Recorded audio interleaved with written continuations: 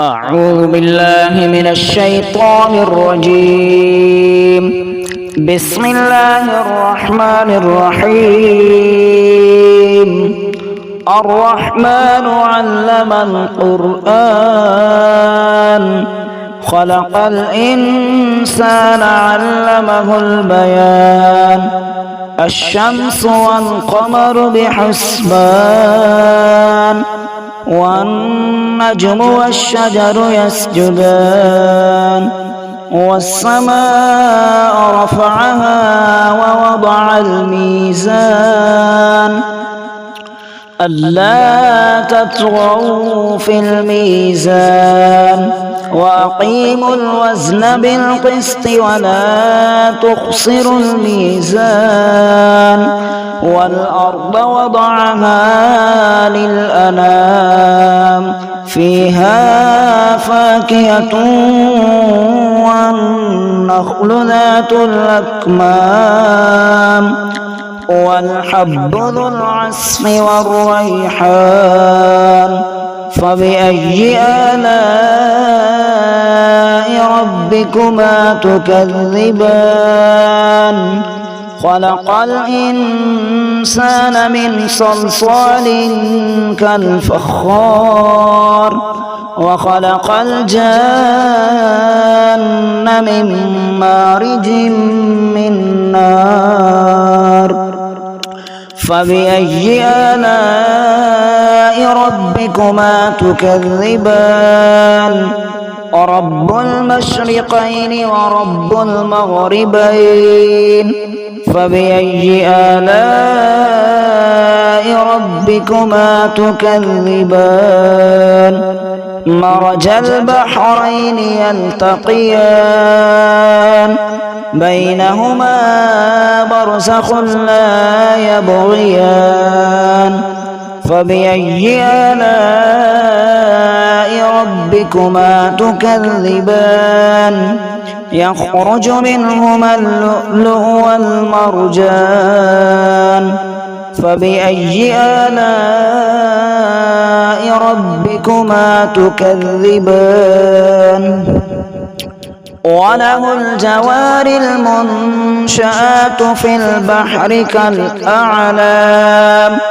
فبأي آلاء ربكما تكذبان؟ كل من عليها فان ويبقى وجه ربك ذو الجلال والإكرام. فبأي آلاء ربكما تكذبان؟ يسأله من في السماوات والأرض كل يوم هو في شأن. فبأي آلاء ربكما تكذبان؟ سنفرغ لكم أيها الثقلان. فبأي آلاء ربكما تكذبان؟ يا معشر الجن والإنس إن استطعتم أن تنفذوا من أقطار السماوات والأرض فانفذوا لا تنفذون إلا بسلطان. فبأي آلاء ربكما تكذبان؟ يرسل عليكما شواظ من نار ونحاس فلا تنتصران.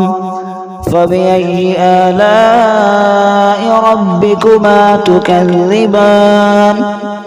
فإذا انشقت السماء فكانت وردة كالدهان. فبأي آلاء ربكما تكذبان؟ فيومئذ لا يسأل عن ذنبه إنس ولا جان. فبأي آلاء ربكما ربكما تكذبان يعرف المجرمون بسيماهم فيؤخذ بالنواصي والأقدام فبأي آلاء ربكما تكذبان هذه جهنم التي يكذب بها المجرمون يطوفون بينها وبين حميم آن فبأي آلاء ربكما تكذبان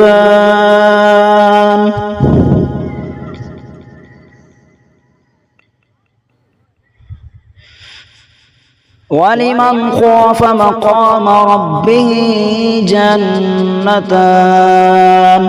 فبأي آلاء ربكما تكذبان ذواتا أفنان فبأي آلاء ربكما تكذبان فيهما عينان تجريان فبأي آلاء ربكما تكذبان فيهما من كل فاكهة زوجان فبأي آلاء ربكما تكذبان